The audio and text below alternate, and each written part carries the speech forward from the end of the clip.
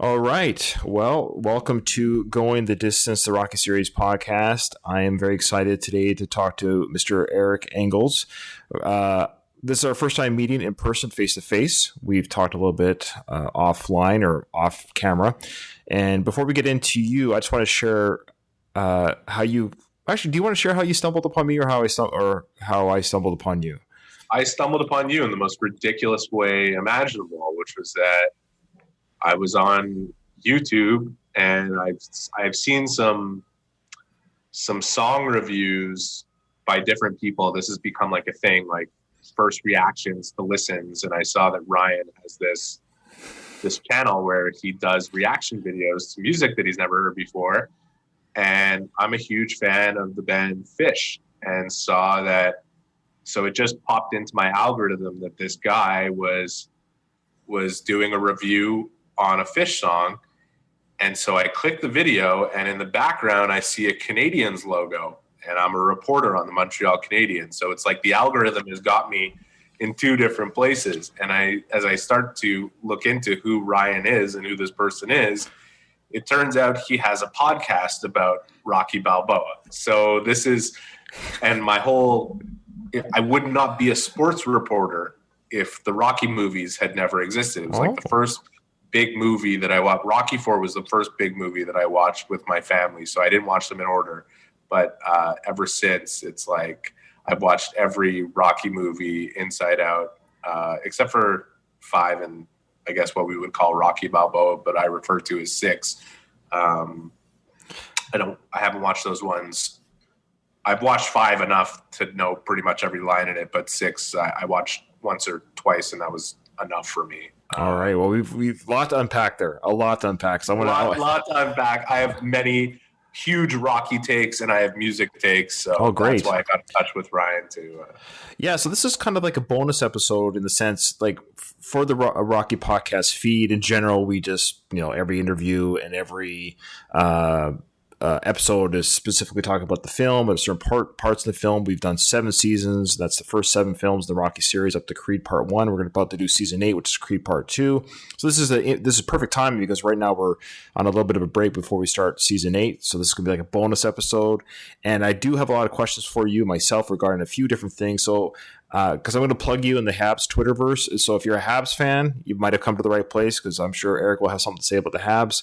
If you're a Rocky fan, you come to the right place because I'm sure Eric has something to say about Rocky. And if you're a music fan of the bands we're about to talk about, I'm sure you come to the right place. So there's a few things going on in this interview, so I'll try to keep everything chunked together accordingly.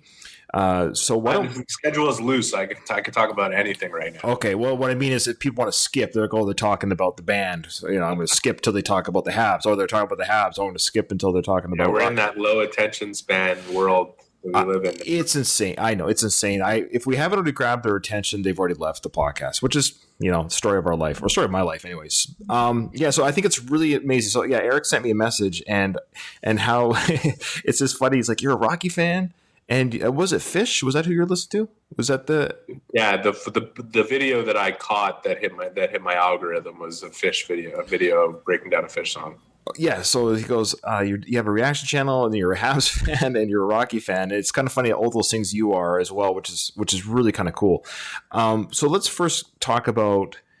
I guess we'll go in age order. So let's do Rocky first because. You just mentioned, I didn't know this. This is really interesting. You got into your field, your career because of the Rocky films. Why don't you explain that a little bit further? What I mean by that is like the Rocky story is, I think, what we hold most dear about sports, right? It's the idea that someone is doing something that seems so impossible at such a high level is at the foundation of what compels us to watch. I think we're fascinated by people who get to the very top and manage to stay there and manage to do it with all the pressure and the bright lights, but particularly the underdog, right? Like the person that everyone would bet against that proves everyone wrong. And so, that is the main draw in terms of sport. I obviously grew up playing team sports and enjoying, as a Montreal guy, playing hockey and holding true to those kind of ideals. But as a reporter, the idea to one of the most satisfying things as a reporter is undoing perception.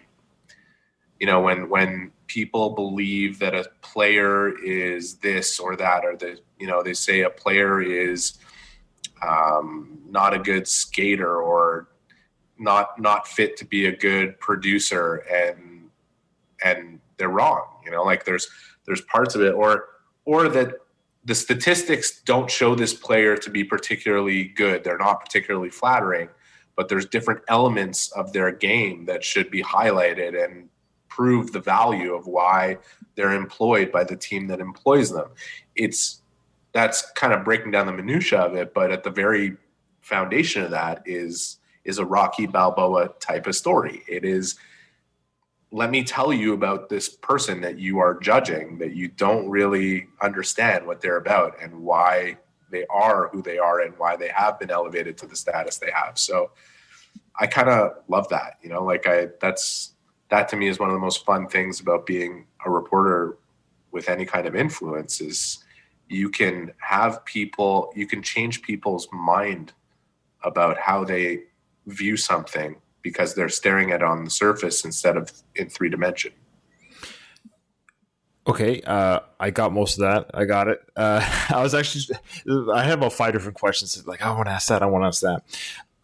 As a reporter, is it your job to change my mind? Do you have a bias? That's my question. Do you have a bias when you report?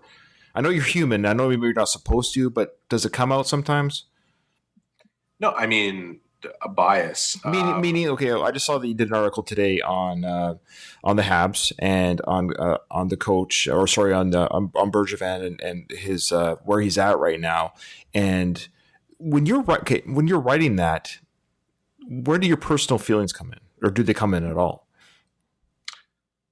No, they don't come in. But what I do try to do is not just treat people as though they're the subjects of my stories. I try to treat them like they're people. Okay. I do consider the human element in everything, and I try to view everything from everyone else's perspective in order to inform mine properly. I don't cheer for the Montreal Canadiens. I don't cheer for any team.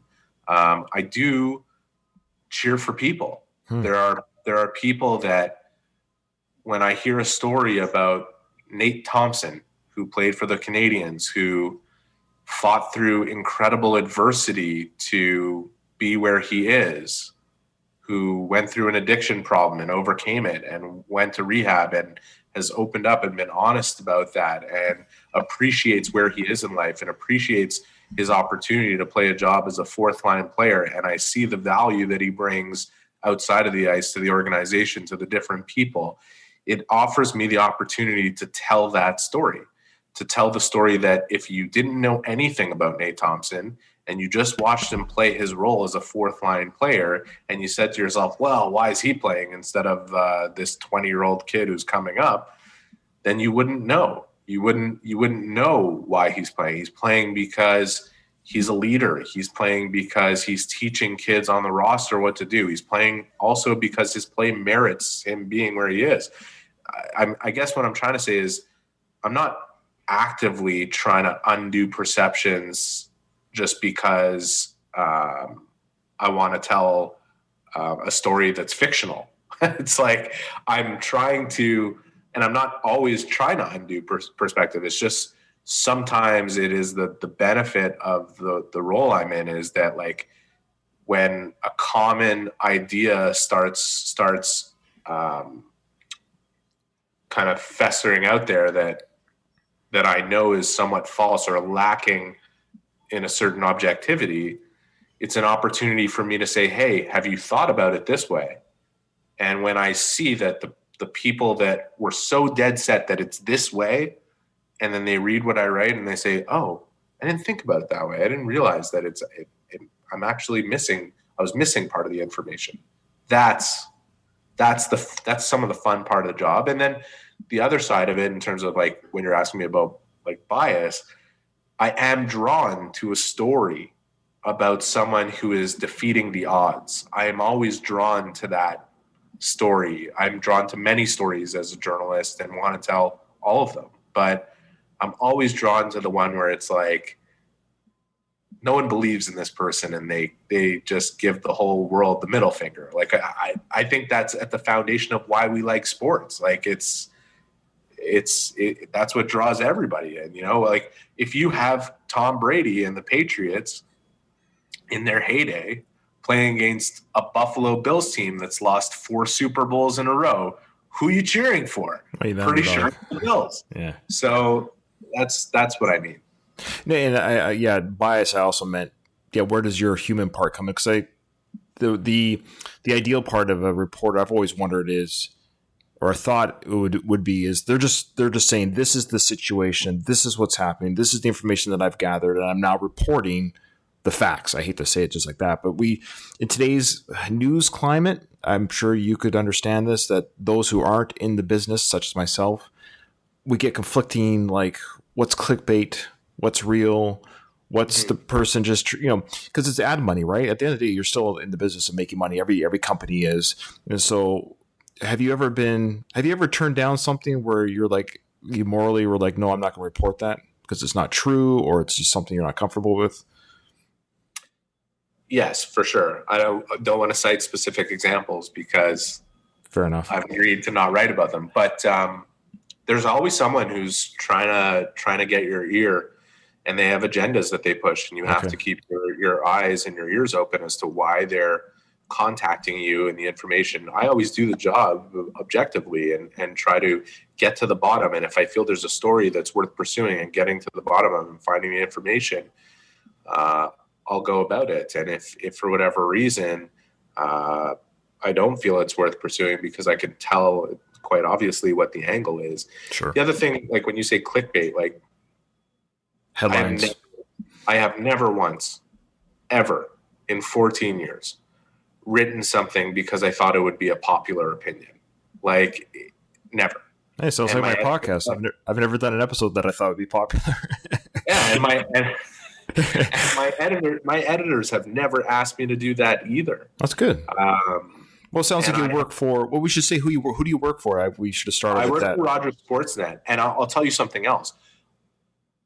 I, as the writer, do not write my own headlines, but I am allowed to suggest them. Oh, and sometimes when I write on a certain subject, I ask that they be careful about rewording the headline, that I do not want to sensationalize it beyond what I'm saying, because also I'm working a beat and I'm managing relationships, and I'm trying to make sure that what I say is not misconstrued in the headline, because getting back to what we were talking about kind of low attention spans, people nowadays, it's pretty hard to get them to actually read past the headline. And I get a lot of people who, the minute an article is tweeted out with my name, with my byline and a headline on it, I see a response immediately without anybody having read what the article is. So, and you'll see in the background of my profile, Twitter at one point,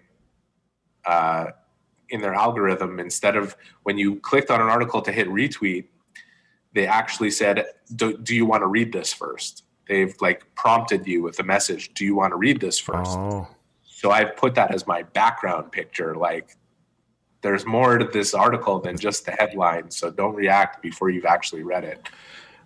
So you work for Rogers Sportsnet. How did you get into that line of work? Good question. I got into the media. I have a very bizarre route to the media. Like I was a political science major who was quite directionless in terms of what I was going to do for a living. But my entire life, whether it was my parents or friends or anyone who I'd watched the hockey game with, they were like, you should do this for a living. Like, you always say what the broadcaster's going to say like 30 seconds before they say it. I have a really deep knowledge of hockey, not in a way of being conceited, but if you put me in a room of 1,000 people, chances are there's not going to be another one who knows more about it than I do. But that's my living and that's my expertise. And that's how I kind of raised my way there. So long story short, without experience and without a degree in journalism, I started looking for where the holes were and started looking for who I could approach that would give me an opportunity to start. And I said, I went to Sirius XM radio at the time, and I said, I was writing a blog. I at first started with a blog that was kind of gaining some popularity pretty quickly. And then I went to Sirius XM radio and said, you guys don't have a reporter in Montreal. I could go there. I could pick up some sound for you, and I could come on the air and do some analysis. And, you wouldn't even have to pay me. Just give me a press credential. Like, I can't get a press credential from this independent website I'm writing for. So, just give me a chance to come to do this for you, and I'll reward you. And they were kind of like, well, you don't have any experience. You've never been in that environment before, and you don't have a journalism degree, so it's a pass for us. But then I went down to Toronto and I met with them. I kind of cold went into their offices and said, you might be making a mistake turning away from me. Like, I'm going to do this for you. And they said, okay, we'll give you a chance. And if you screw it up, you're probably not going to get another one with someone else. So do a good job. And I did, and I leveraged that into several other opportunities. And I worked full time in marketing and sales for about 8 years, doing 5 other freelance kind of jobs. And then Sportsnet acquired the rights to NHL hockey, and I pitched myself in much the same way to them and said, you guys spend a lot of money on hockey and you don't have someone in Montreal. And I've been working around the Canadiens for the last 8 years, and I built the relationships, and I'm fully bilingual, and I've written and done radio and print and television, and I'm your guy. And I didn't hear anything. I didn't hear anything for about 6 months, but then I did, and they said, we've been vetting your work, and you do a great job, and we want to hire you. And that's when I left behind all the other stuff. So that's 6 years ago now. So nice, good for you. I like that. Good success story. Well, obviously hard work and tenaciousness, kind of like the Sly story about getting that script for Rocky, the first Rocky out there. Keep bugging them till they get what you want, or not just what you want. I shouldn't say like that, but to what you believe that you can do and deserve. That's, I think, a very healthy combination of faith in your own abilities. And sometimes it's through no fault of our own. We don't know what your ability. I don't know who you are. And so it's hard for people to sometimes take that leap of faith because they don't know you from Adam, but they can see that drive in you and stuff. And that's cool. That's really cool. Now, yeah, not to piggyback on what you were saying. Sure. I have a lot of people that reach out to me every year now, students, whether they're 20, 25, whatever it is, coming out of college. And, they're always concerned about their CV and what it says. And I like CV, sorry. Your What's that? CV, your resume. Oh, okay. Your resume is to get you a job interview. Okay. Once you get in there, it's all about what you believe about yourself. If you truly believe in yourself and you believe you're good and you believe you can do something, then you can sell it to somebody else. You can actually be believable in telling them, take a chance on me. If you don't really believe in yourself and you're just hoping, no one's really going to take a chance on you because True. They can sense that. So that's kind of where it starts, right? No, I agree. That's awesome. Well, since we're kind of talking about your job, we might as well just segue. We sort of started with Rocky, but we'll get back to it. We're already in the weeds with your job and the Habs. Before you became, we had this conversation before we came on camera where I asked you, "Are you a Habs fan?" And you told me like you're not, or you can't be. And I had actually legitimately had a hard time trying to wrap my head around. Here's the thing. If you made me a reporter, let's say you snapped my fingers, and all of a sudden I had the brain of a reporter and I had the ability to be a reporter, an investigative journalist, whatever it is, and I was in your position with my fandom of the Habs, I don't know if I could get rid of it. Like, I don't know if I can. On the surface, I could lie and say, oh, I'm not a Habs fan.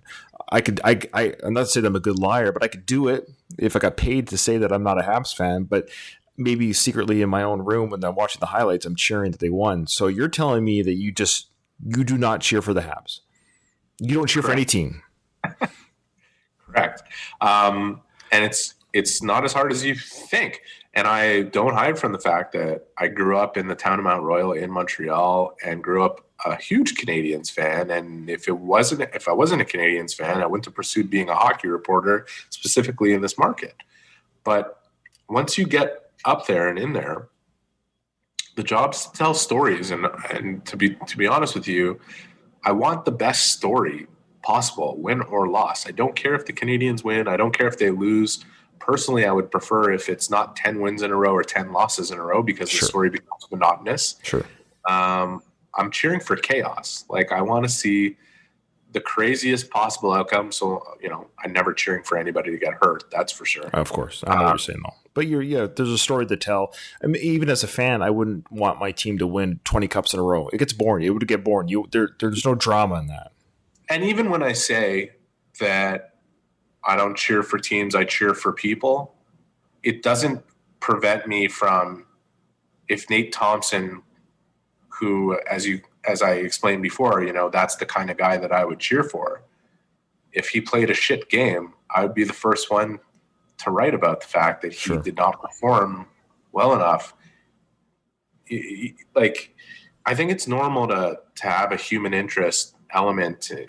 If you're a journalist, you care about people. Like, you care about stories, you care about people, and you're paid to share your opinion on things if you're a columnist like I am. And what comes with that is you have to be extremely objective. You have to look at things from both sides of the issue. You have to look at every dimension.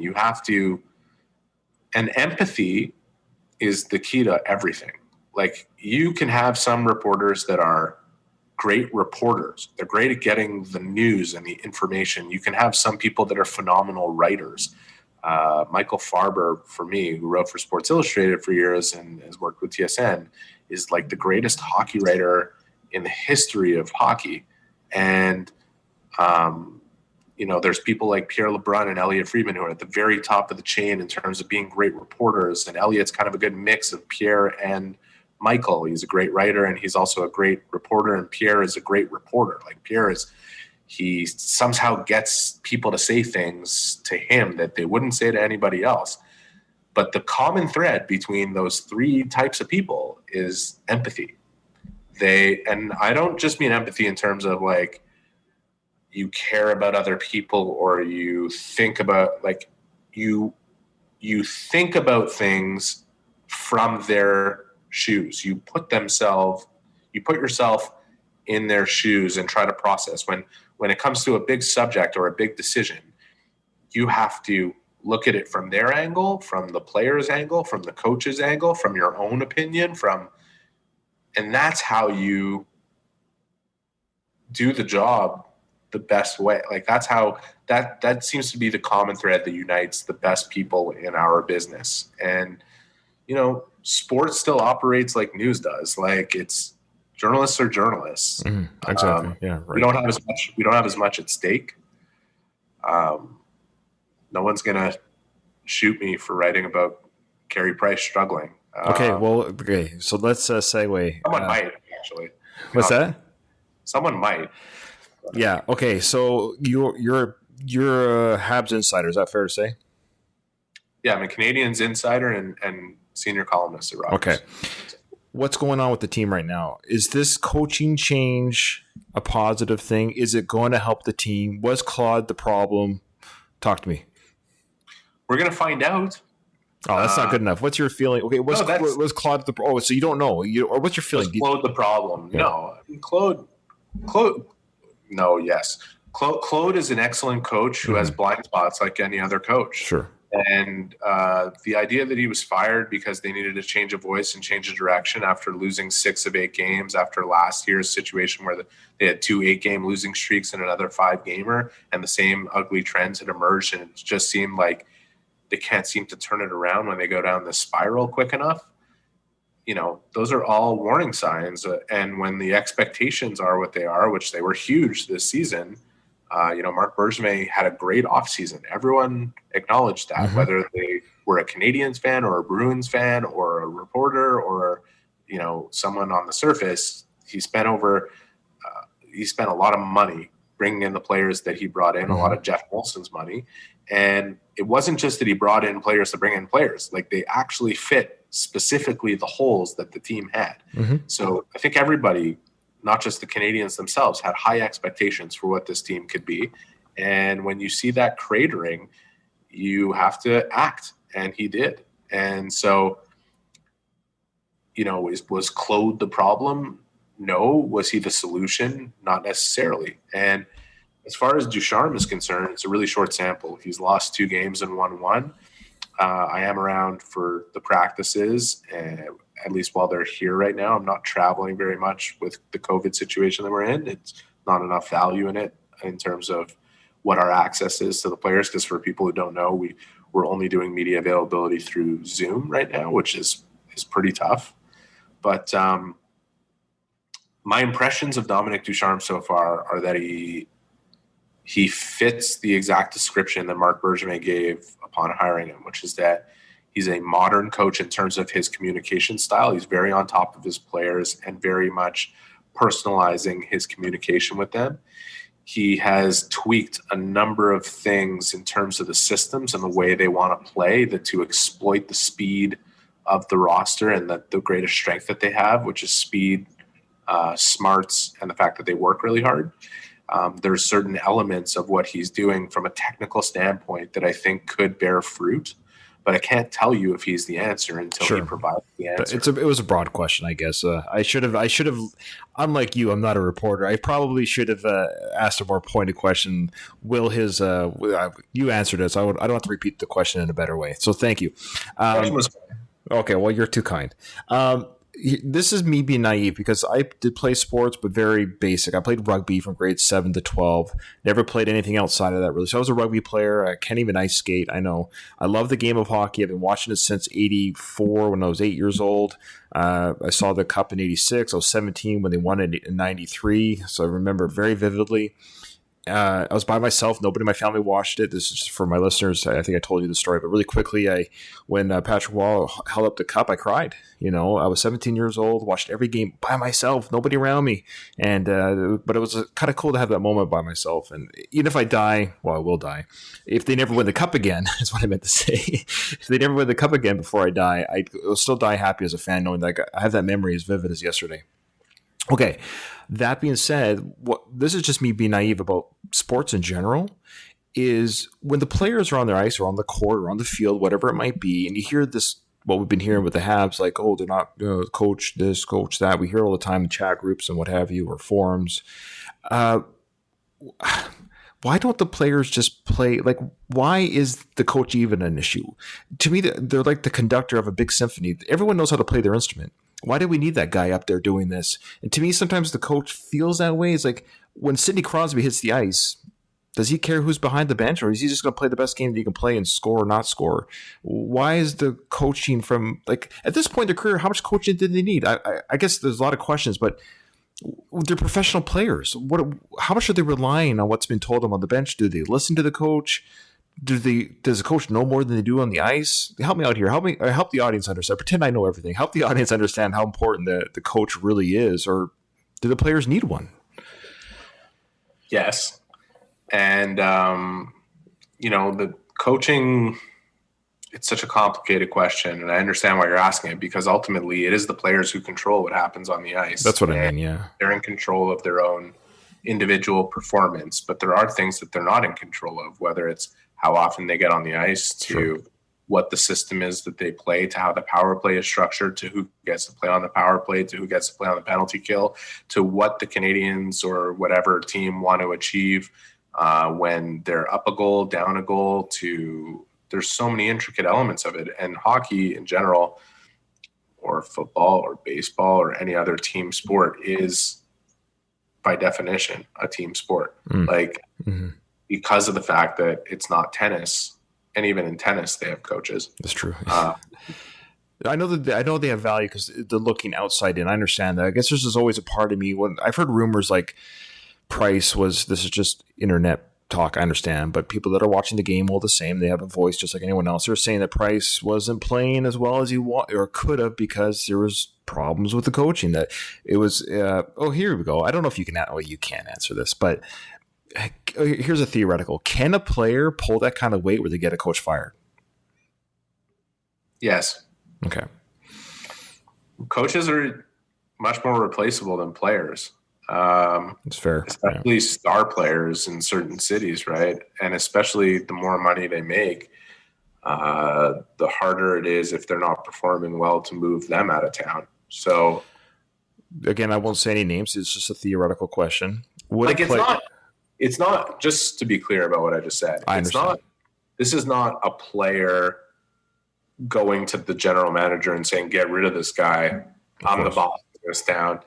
This is, if you can see that this player is not responding to the person who's in charge and you can't move away from that player, you have to do something about the other issue, right? So anyways, I don't want anybody to think that I'm specifically speaking about the Canadiens. I'm just talking in general. Well, and I am too. And I'm saying theoretical, and you could say it's Price or not. I'm not asking you to do that. That's not. I wouldn't do that to your well, it's your job. I'm just saying you see it before. I've seen it before with other teams, even past Montreal players. Even so, you could talk about past players where they kind of well, here you go, Patrick Waugh. When he left, when he's left in the net for that 11-1, did he really say, "I'm never going to play for this team again"? When he was, yeah. So that's what I mean. He walked it back also the next day. Oh, I forget. They tried to walk it back with management, but management made up his mind, and they did it to prove a point to the rest of the team that no player was going to dictate how they run the organization. They made a mistake. Yeah, well, congratulations to Colorado. They made a mistake, and it was pretty obvious then, and it was pretty obvious. It's pretty obvious in hindsight. But that's sports, mistakes. So, you make them and you own them. So Shea Weber was talking about there was some negativity. I mean, again, I don't know what you can or can't reveal because you know more than the average person, but it's not like Shea to say that. There was. Would he say that now? Do you think? Do you think it's better now in the room? Is there a better feeling in the room right now than a week ago? I think it's unquestionable that they've kind of moved past that phase by now. Even though it's one win and 2 losses since Ducharme took over. When Shea said what he said about negativity and a heaviness in the room and this and that, he was talking about, like where's the positivity when you lose 6 of 8 games? And when the expectations are that you're going to be a good team and everyone thinks you're going to pull out of it and you keep losing. I mean, it's hard to be pretty positive about that situation. I think he was just being honest about it. Like but at the same time, it is the coaching staff and the leaders of the team, obviously, to address that and say, hey, we have a job to do. We need to do this with energy and excitement. And we shouldn't care that it's 6 games and 8 losses because that's in the past. Let's move forward.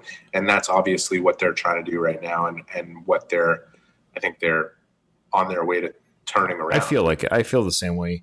Because they came out flying, as we all know. They came out flying with the start of the season. And then they had lost that first game to Ottawa.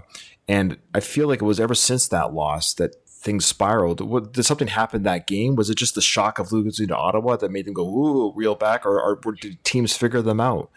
No, it's, habits take time to build and they take time to deconstruct. And, even towards the end of the winning ways, towards the beginning of the season, there were some trends that started to emerge within their play that could cost them.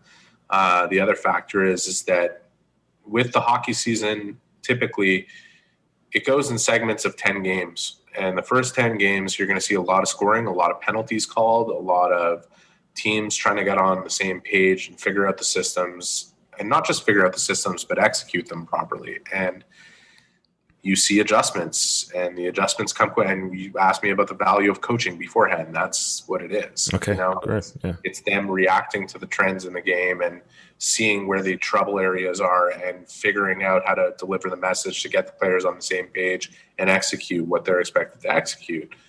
And so it's a confluence of things. I think when a team goes into a deep funk, it usually has to do with what they're doing and what their opponents are doing to them. So, and which is a hard thing for fans to understand most of the time, because when they watch their team play, they don't usually see another team on the ice. They don't usually, when I hear people talk about the Canadiens, it's either the Canadiens played great or the Canadiens played like shit, but it's rarely to do with what the opponents are doing to them and how they're playing. And it's comical to a degree when you learn how to really objectively look at what's happening. And I would say it's a minority of people that view it through the prism of there's not just one team playing. So, are you allowed to say two questions? If you can't answer, I understand because I don't know what you're allowed to answer or not. Are the Habs making the playoffs, and how deep do you think they can go? I think the Canadiens will make the playoffs, and I think if they play to their potential, they can go very deep. I feel the same way. Honestly, I do feel the same way. I also think that right now it's very hard for me to sit here and make the argument that holds water that they're going to go win the Stanley Cup from a team that's lost, 8 of the last 11 games. I think people are going to look at me and say, well, what the hell are you talking about? But I also know what the Canadiens should be with what they've built. I think they're much closer in terms of what their potential is to the team we saw at the beginning of the year that looked like world beaters versus the team that slunked through this little funk that they got into. And we're going to find out if this adversity was a good thing for them. It's true. Yeah. Like I've seen teams never face any adversity and they get swept in the first round of the playoffs. It happened to the Tampa Bay Lightning 2 years ago, and everyone was like, how did this happen? Well, if you don't lose 3 games in a row, you don't know, like all season over 82 games, you don't know how you're going to react when all of a sudden the shit hits the fan. So the Canadiens have gone through it. I think what exacerbates the issue is that last year they had these 2 8-game losing streaks and they never turned things around. And so it's easy to associate what's happened in this little stretch now with what happened last year. But this is a different team than that. They have an opportunity to prove that they're a different team, that they are what I believe is a much better team. And I'm interested as anybody to see how they come out of it, because if they come out of it with the way that I can kind of see it trending, and it might look, they just won a game against Ottawa, they might lose the next one against Winnipeg, and it might be a take a step back, take a step forward until they build that. But I do believe that they actually are going to build that, and we're going to see what happens as we go along. And if they do build that and they stay healthy, they're going to be a very dangerous team. I like it. Well, let's end on that part regarding the Habs talk. And I mean, I know we could talk for 5 more hours, but since this is a Rocky podcast, and one of the things that you said to me on the phone when we talked, and it blew my mind, is one, you said you were not a fan of Rocky 5, which doesn't blow anyone's mind. But you said, no, that's fine. No, you're allowed to say whatever you want. Rocky Part 6 or Rocky Balboa, what's your issue with that one? What's going on here? Love interest, little Marie. Like, what is this shit? Seriously? Oh, come on. There's got to be more than that. What is this movie? Honestly, it was so bad that like I don't think I've watched it more than once. Okay. Well, how old were you when you where were you? What was your headspace when you saw it? Because you're one of the few people. Headspace? Well, because we can watch a film or a TV show or even listen to a song at the first time, and it rubbed us the wrong way. But if you revisit something after a while, have you thought about revisiting it? Maybe I should. You know what? I think it was the anticipation of seeing another Rocky movie for the first time in a long time, and then just having it. What was the fight? It was like him versus Antonio Tarver or something, or correct? Yeah. The best Rocky movies to me have a certain template to them that you should not mess with. Even Creed 1 kind of screws with the template a little bit, and it bothers me. Like, what's the template you're speaking of? Because I thought Creed 2 was awesome. I did too. But Creed 1 was like, I need a good training scene. If I don't get the good training scenes, you're losing me. In the Rocky template. I don't, the idea of like training while Rocky's getting chemo is no. This is not. I want to see the Drago taking steroids and Rocky running up mountains. You lost me a little bit. That's fair. No, we said the same thing on our show regarding the train sequence for Creed. That was one of our criticisms, quite frankly, was, we had a chemo montage. Sorry. It's brutal. The worst training scene ever put in a Rocky movie. Why? Yeah. Even, the Tommy Gunn montage was better than that. I agree. You know what? What's that? I'll give 5 credit for that. The street fight between Rocky and Tommy is the one redeeming quality of Rocky Five.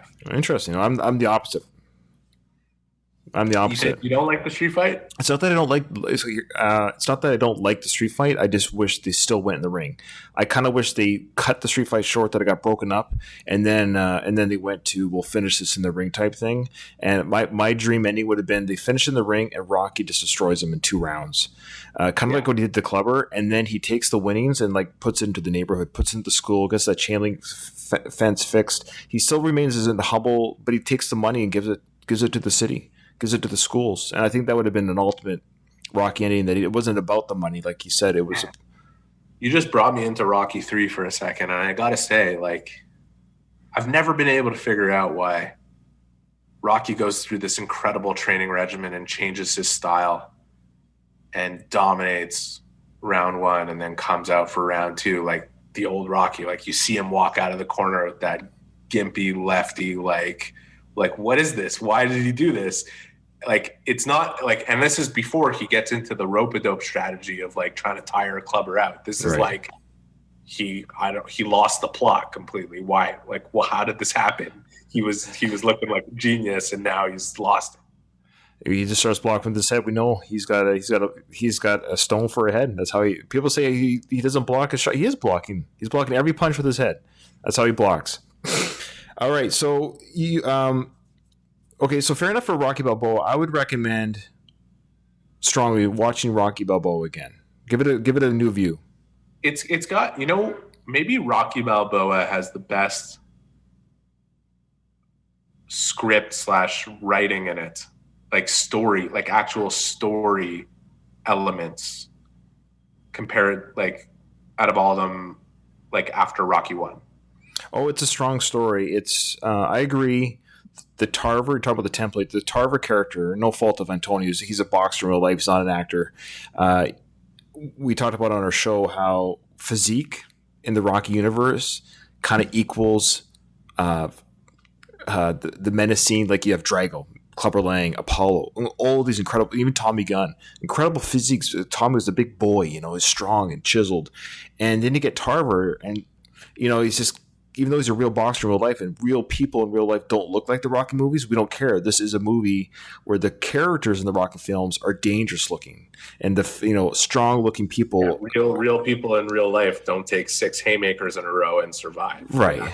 They actually die. Yeah, right. We know this. The most realistic thing to ever happen in a Rocky movie was Apollo Creed dying, because like it's true. If you got hit like that, even if you were the best boxer in the world and you were known for taking punches, like if you took the beating that Rocky takes in Rocky 4, you would die twice. Well, that's why he had brain damage.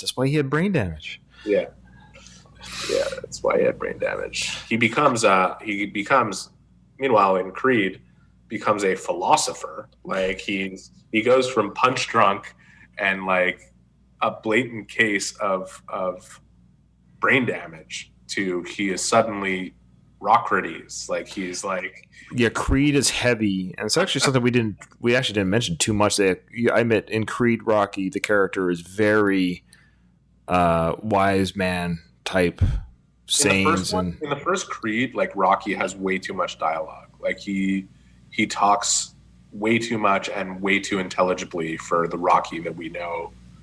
Except for the one part where he says, "What cloud?" That was the one Rocky moment.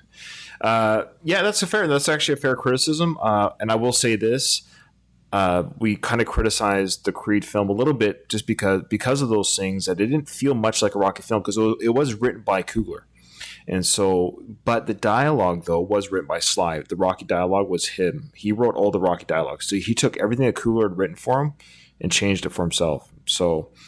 He just did have a lot of speaking parts, I agree. And so in Creed 2 was written by Sly. And that's why it felt more like a Rocky film for, I think, a lot of Rocky fans, because Sly kind of took creative control a little bit back to the story, brought in the Dragos, which makes it feel like an awesome film because you have Drago in it.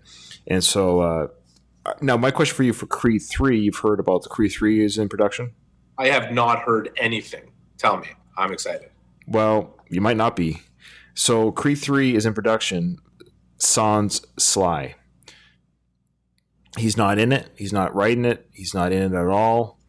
It's going to be directed by Michael B. Jordan, and it's about him. It's the Adonis Creed story without Sly in it at all. What's the hook? Like, what's the story?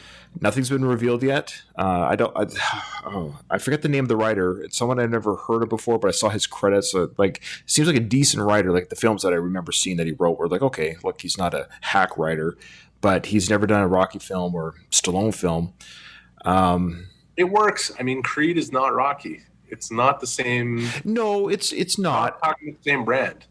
It's not. It's just I love the Rocky character. That's all. I mean, I could watch Rocky in anything. Like as a character, I'd probably just watch it just because I'm interested to see what this guy's going to do. Rocky in space, sure. Let's see with a bunch of astronauts. Why not?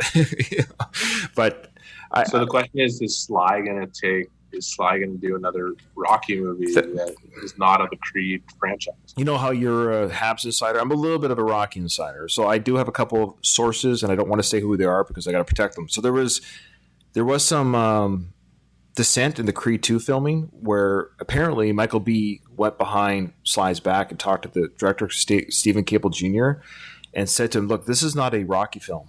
This is a Creed film. And so there was already kind of a bit of animosity on the young Michael B's stardom. Is like the first one, like you just said, maybe Michael B. Jordan felt the same way. There's too much Sly in Creed Part 1. For Creed Part 2, can we have a little bit less of him and make this more about me and my story, my journey? Because now the Dragos have come in, so that probably upset him a little bit. And now we got a Drago storyline. We got Rocky still here with his past, and so now that it's a movie, but that's really dramatic. Seriously. Yeah. Well, Sly got wind of that, and there's a reason why Sly didn't do any of the Creed 2 press circuits or nothing. He never went out in the circuit. He never did any of that. He was too busy filming Rambo 5. He started filming Rambo 5 and promoting Rambo 5 on his Instagram and all these stuff before Creed 2 was even released. He stopped talking about Creed 2. Now you could just argue, oh, he's just focused on Rambo 5, but it's very telling that he didn't even say, hey, don't forget to go to the theaters and watch Creed 2. He was actually saying, here's another prop from the Rambo 5 film. Look, it's my knife. Creed 2 was really good, though. It was good. There's like one thing in Creed 2 that like where Bianca like sings him into the ring, and like it's not even a song. It's just like this horrible. Like, what the hell that is? Where's the hook? Give me the chorus or something. What is this? It's a horrible song. I don't know what do you know what kind of music that's called? Chant? I don't know. I don't know. Yeah. Yeah. But to answer your question regarding Rocky 7, there was rumors. Again, you could almost argue this is why that Sly has said that he still sees another Rocky story where he'll take an immigrant under his arms.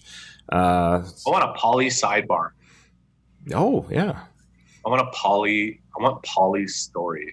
Like, I would. That's one of the greatest characters to ever appear in a movie. Oh my god. Agreed.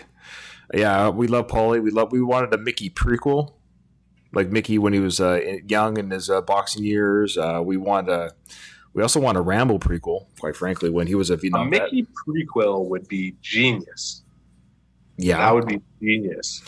Here, let me set this up for you. So, tell me what you think of this. Is really quick. So, yeah, Mickey prequel for when he was training and when he, the night that he lost that fight because he didn't have no manager, all that stuff. And we actually see the fight where he gets his holes punched in his cheek from the glove. That'd be all great stuff.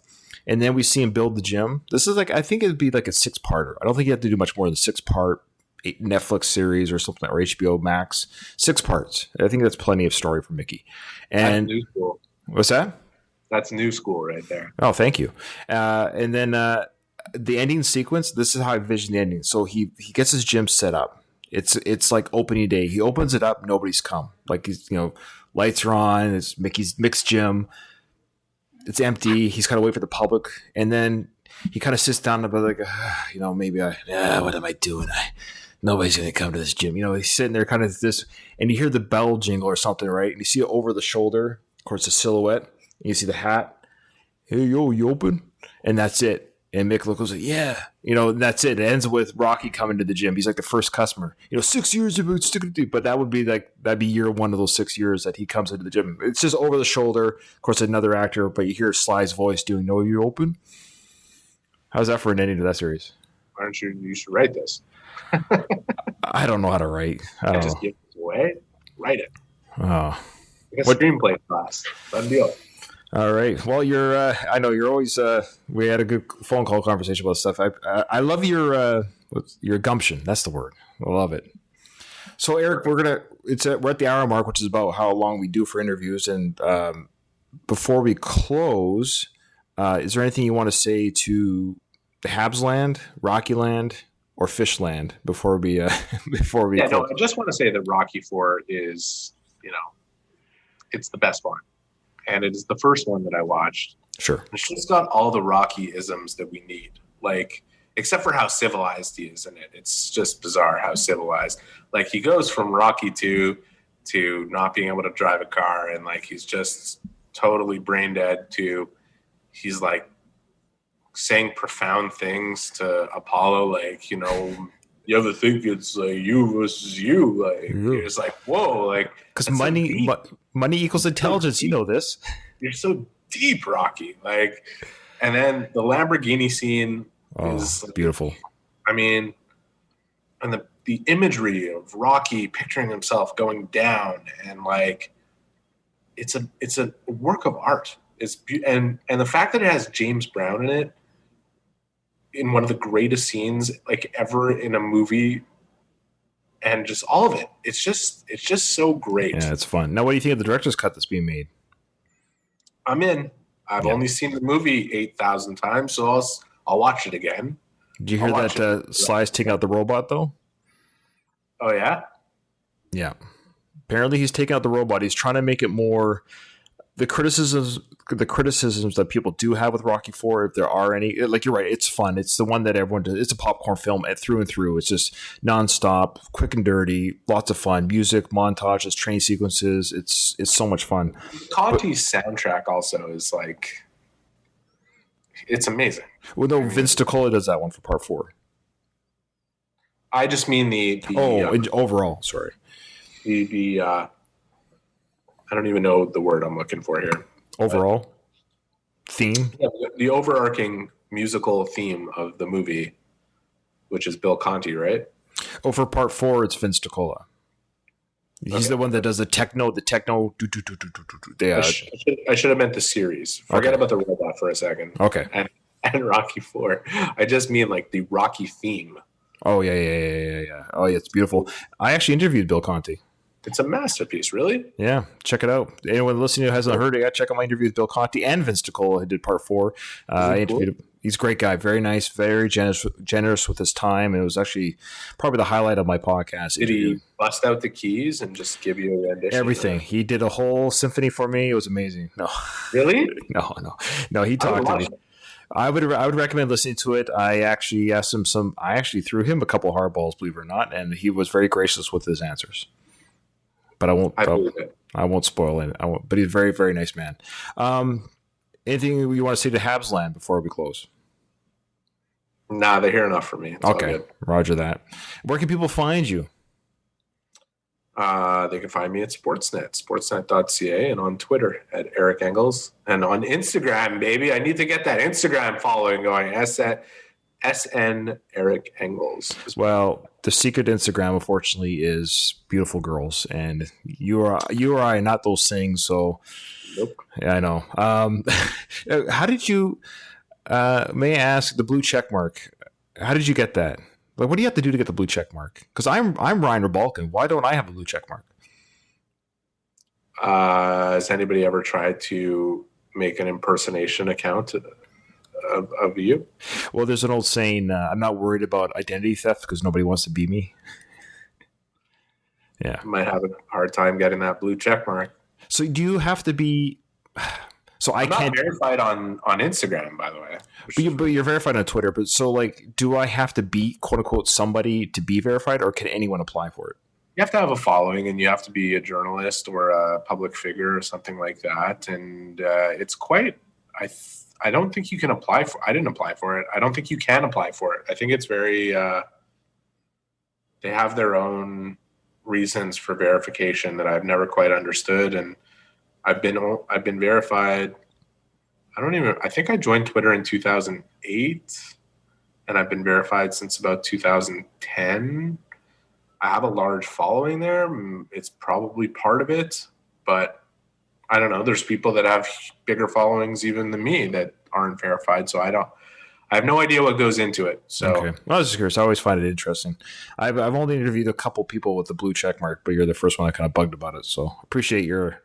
cool. All right. Well, Eric, thank you so much for coming on the show. Thanks for reaching out to me. This was you reaching out to me, and I was kind of flattered by that you would do that. I was just blown away by all the coincidences. So Habs fan, Rocky fan, reacting to fish on my YouTube channel. I mean, what else could you ask for? So, all right, Eric, thank you so much for coming on. Don't hang up when I stop recording. Thank you so much, and I hope we get to talk again. Cool. Thanks for having me. All right, we've stopped recording. Thanks, brother. I really appreciate that. It was fun.